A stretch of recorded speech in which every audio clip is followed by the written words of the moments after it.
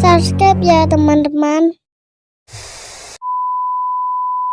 Cerita diawali dengan memperlihatkan seorang pria yang memiliki tatapan hampa dan seolah tak ada emosi di dalamnya, di mana pria ini berlatih pedang selama hidupnya untuk satu tujuan, yaitu menjadi pendekar pedang paling hebat dalam sepanjang sejarah umat manusia.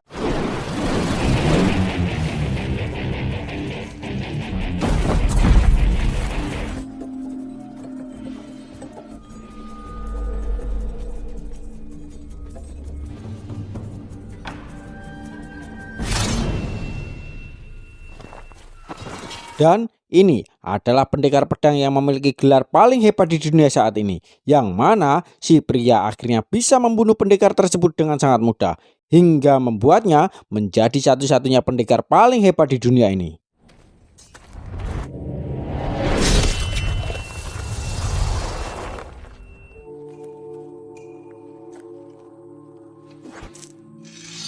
Layaknya Saitama yang menjadi pria paling kuat di dunia, pria ini pun merasakan kehampaan dalam dirinya ketika tidak ada lagi musuh yang lebih kuat dan mampu mengalahkannya.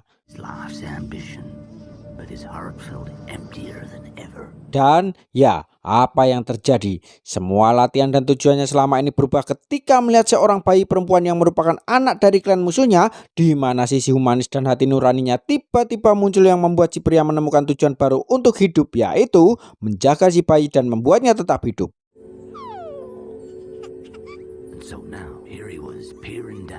Meski perjalanannya penuh rintangan seperti didatangi para pendekar pemula yang tidak terlalu jago-jago amat, kemudian seorang nenek-nenek yang tak sadar umur yang juga berniat membunuhnya, si pria tetap konsisten hingga ia berpikir bahwa tanah ini sudah tidak aman lagi.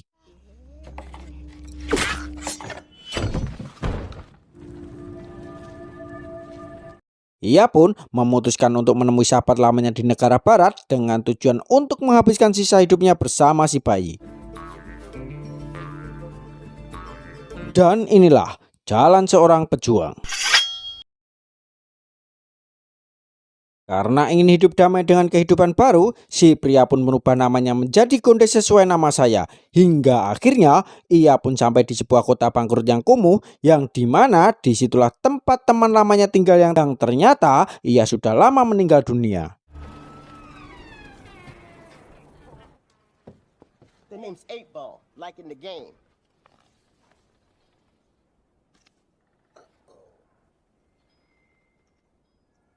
Sementara itu, kita akan melihat sang guru besar yang merupakan pemimpin klannya si Gondes, yang mana si guru besar ini sedang memeriksa tempat terakhir si Gondes singgah dan menemukan sebuah kertas yang menjadi petunjuk kemana si Gondes pergi. She will always be the enemy.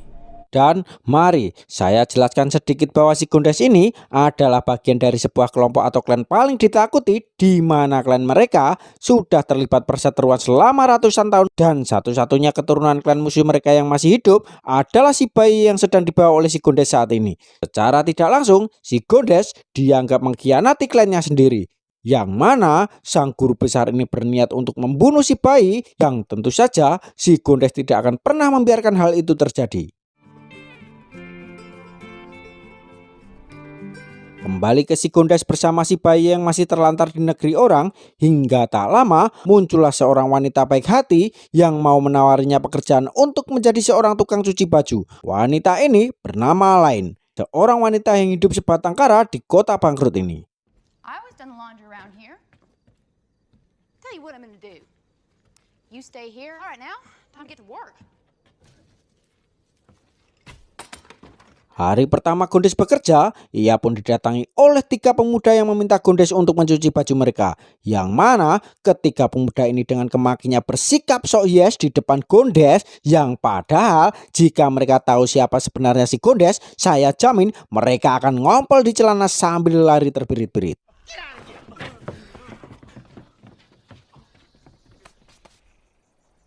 Sedikit informasi bahwa sebagian besar penduduk di kota kecil ini adalah para talent atau pemain sirkus yang memiliki keahlian sendiri-sendiri, termasuk selain yang berambisi untuk menjadi pelempar pisau. Namun tampaknya ia belum cukup siap melakukan hal itu, ditambah sepinya pengunjung yang menjadi faktor utama kenapa kota ini mengalami kebangkrutan.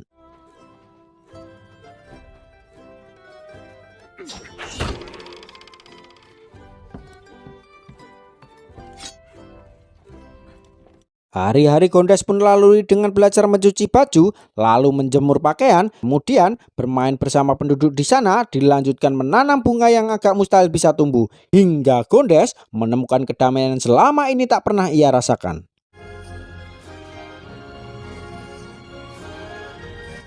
Beberapa pekan berlalu, bunga yang ditanamnya pun kini tumbuh dengan lebat, di mana si Gondes sendiri terlihat sedang bermain kartu dengan si CP, yang mana CP ini sering kalah taruhan karena kesulitan melihat kebohongan dari mata kosong yang dimiliki oleh si Gondes.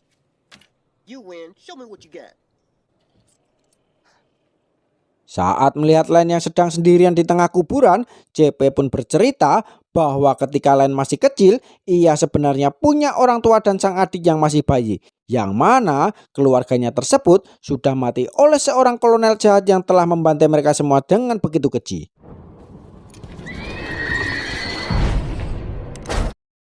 Si kolonel itu pun memang diceritakan sering mencari wanita gadis-gadis muda yang memiliki gigi utuh dan bersih untuk menjadi pelampiasan hasrat wig-wignya. Namun saat Len akan menjadi korbannya, Len nekat menyiram si kolonel dengan minyak panas yang membuat ia murka dan membunuh semua keluarganya.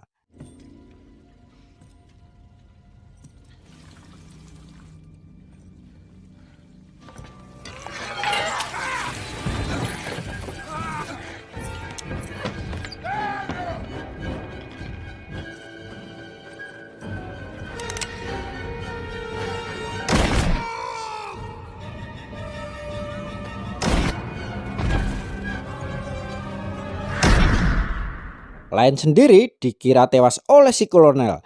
Namun ternyata pelurunya tidak mengenai bagian vital yang membuatnya bisa bertahan hidup sampai sekarang.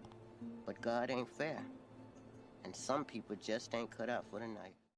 Simpati dengan masa lalunya, Gondes pun melatih Len bagaimana cara melempar pisau yang benar. Kemudian menunjukkan pedang legendaris yang sudah membunuh ratusan nyawa manusia. Dan sekarang sudah dalam kondisi tersegel agar dirinya tidak kembali menjadi sosok yang dulu lagi. You've sealed it. Hear what? The whipping.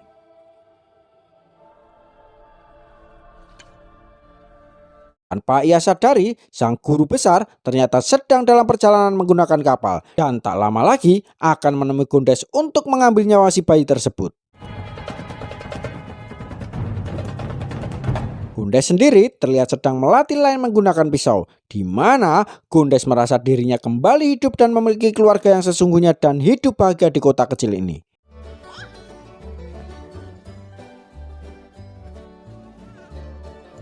Sampai suatu hari ketika mereka sedang mengadakan pesta, ada beberapa orang berkuda dan merusak kebun tanamannya, yang ternyata itu adalah kelompok penjahat di bawah pimpinan si kolonel.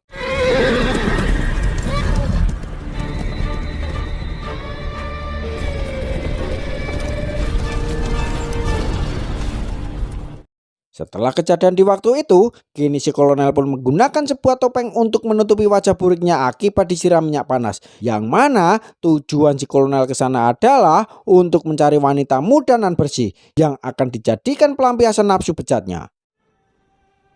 Never mind. Salah satu warga yang mengenakan kostum badut pun menjadi bulan-bulanan si kolonel dan pasukannya. Dilanjutkan dengan membunuh sepasang suami istri hanya untuk alasan yang tidak jelas sama sekali.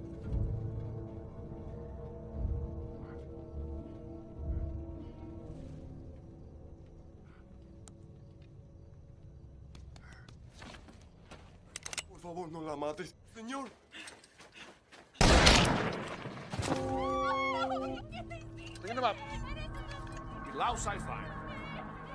Dan apa yang terjadi selanjutnya benar-benar tak terduga ketika Len ternyata masih ingat dengan bedes orang yang telah membantai keluarganya, di mana Len berdandan dengan cukup menor dan berniat untuk membalas dendam. Thank you, gentlemen. This girl's. No. We haven't. I like that.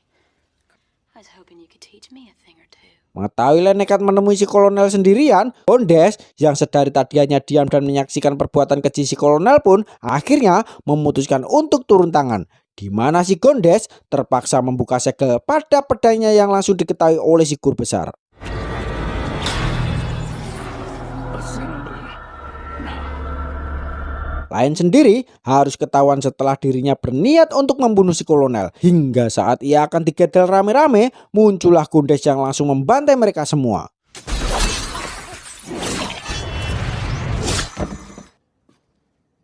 Dengan memanfaatkan lain, si kolonel pun berhasil kabur dari sana yang justru akan membuat semua penduduk kota dalam bahaya. Karena sudah pasti si kolonel akan kembali dengan membawa lebih banyak pasukan.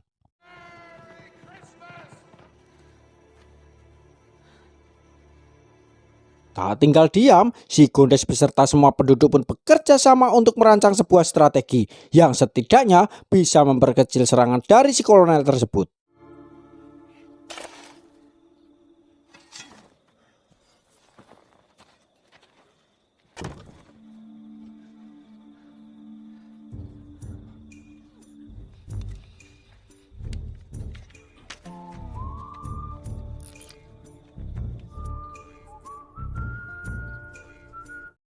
Singkat cerita, esok pun tiba. Semua warga sudah bersiap di posisi. Mereka sudah menyiapkan sebuah ranjau yang bisa meledakkan semua pasukan si kolonel. Dan betapa terkejutnya mereka ketika si kolonel membawa ratusan pasukan berkuda yang sangat amat di luar ekspektasi mereka.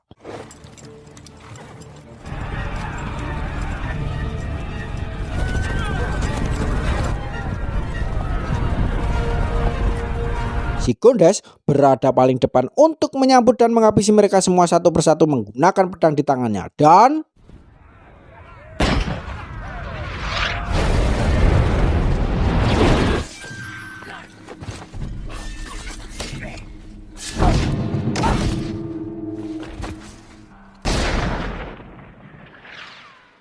ya, si Gondes pun kesulitan jika harus mengcover semuanya sekaligus. Sehingga sisa warga termasuk Glenn dan Cipayi pun harus melarikan diri dari kejaran sisa pasukan si kolonel.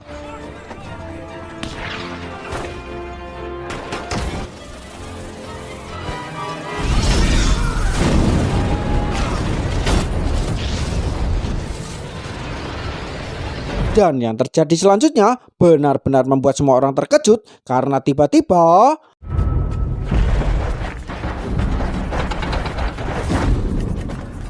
ya, muncullah sang guru besar bersama puluhan pendekar pedang yang mana mereka tidak akan segan-segan membantai mereka semua hanya untuk mendapatkan Cipayi.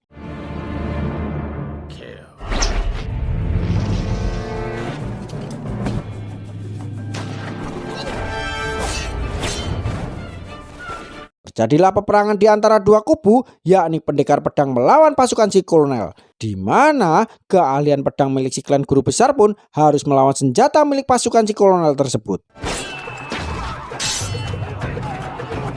Gondes sendiri terus melindungi Lain dan Cipayi, di mana ia terlibat pertarungan dengan beberapa pendekar pedang yang tentu saja sangat mudah untuk dikalahkan.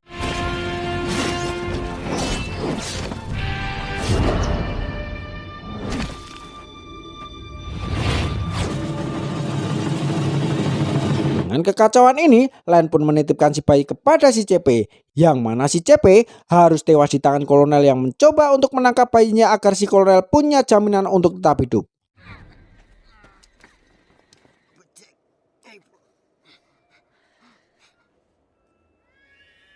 Mau sebanyak apapun pasukan si kolonel dan secanggih apapun senjatanya, hal itu tetaplah bukan tandingan sang pendekar pedang paling hebat sepanjang sejarah manusia.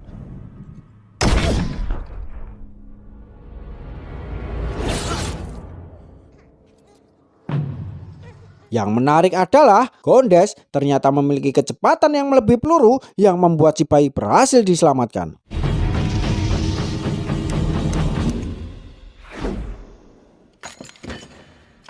Tak ingin dibunuh dengan begitu mudah, Gondes pun memberikan kesempatan itu kepada Lain untuk membalas dendam, di mana mereka berdua terlibat pertarungan yang tentu saja dimenangkan oleh si Lain ini.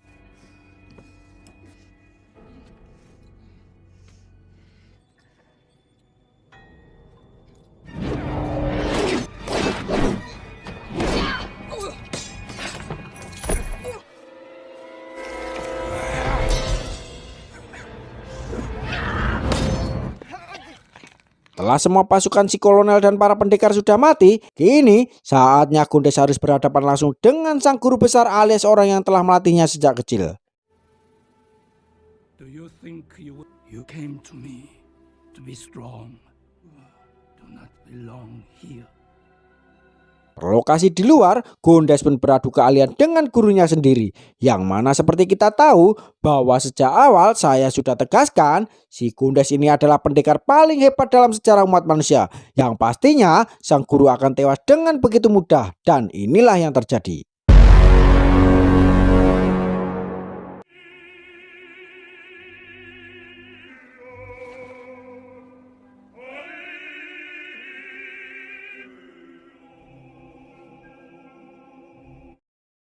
Loh, wes, ngono tak? Merasa bahwa takdirnya sebagai pembunuh dan pendekar pedang tidak bisa ditinggalkan, Gondes pun menitipkan si bayi pada Len dan memutuskan untuk pergi berkelana. Legend has it he never stopped walking, always making sure to keep as much distance. Setelah bertahun-tahun berkelana, sampailah Gondes di benua Antartika, di mana Gondes bertemu dengan puluhan pendekar pedang es yang mau mereka main by one atau keroyokan pun si Gondes 100% tetap akan menang.